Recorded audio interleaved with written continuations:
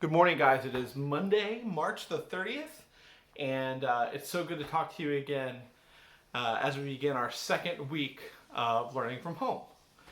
The way that these lessons are going to work is that you're going to receive one major assignment each week and then a daily discussion question in the form of one of these poetry videos. Last week's major assignment that I hope you've already gotten started on was to read a book of your choosing and to write a short analytical essay analyzing it. It's in the lessons. If you go to kind of the main page of Google Classroom, it's there. I've had a lot of questions about what should be in the essay. There's a PDF in the assignment for the literary analysis. Just open it up and read it. It should tell you everything that I want to see in the essay. This week, I'm going to have you guys write a response to a nonfiction article about the difference between quarantine and shelter in place and social distancing. Because this week our focus is on informational nonfiction, so we're going to be informed. And so all you have to do is read that article and respond to I think I have 3 questions there, and that'll be your big kind of exit ticket, major grade for this week of instruction. And also you need to make sure that you're at least trying to respond to these daily discussion questions about the poems that we're discussing. And today's poem is by one of my favorite poets, Emily Dickinson. And the title of the poem is "The Only News I Know." I'll read it for you. The only news I know is bulletins all day from immortality. The only shows I see, tomorrow and today, perchance eternity. The only one I meet is God, the only street, existence this traversed. If other news there be, or admirable show, I'll tell it to you.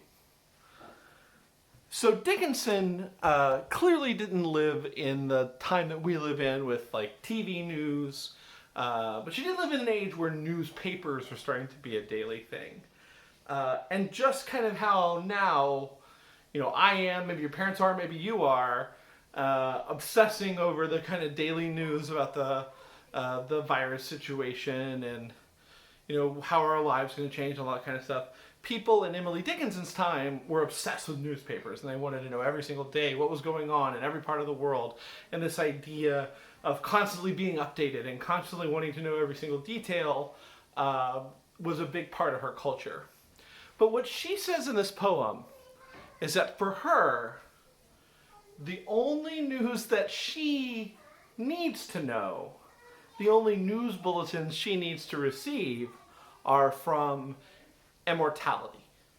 And here, immortality, God, eternity, these are all kind of stand-ins for Emily Dickinson. Very often we're talking about like the universe or, the big picture, right? Rather than focusing on, the little details today. Oh, what did this politician do? Oh, what's happening here, right? You focus on kind of the big important things like, eternity and immortality and philosophy and questions about human nature and why are we here and what's important about life. She says, the only shows I see are tomorrow and today and perchance eternity. Right? Emily Dickinson says, I'm not super duper worried about what happened in the past. I'm only a little bit worried about what happens today or what's going to happen tomorrow. But what I'm really focusing on is eternity, right? These big kind of universal philosophical questions. And so she wants to know about God. She wants to know about existence. And she says, if there's any other news that matters, I'll tell it to you. I'll show you. If there's anything else to worry about. And the thing is, if you look at all of Dickinson's poetry, she doesn't really write about the news of the day. She writes about things like nature and love and death and like the things that kind of occupy the human mind, whether you live 200 years ago, 2,000 years ago, or today.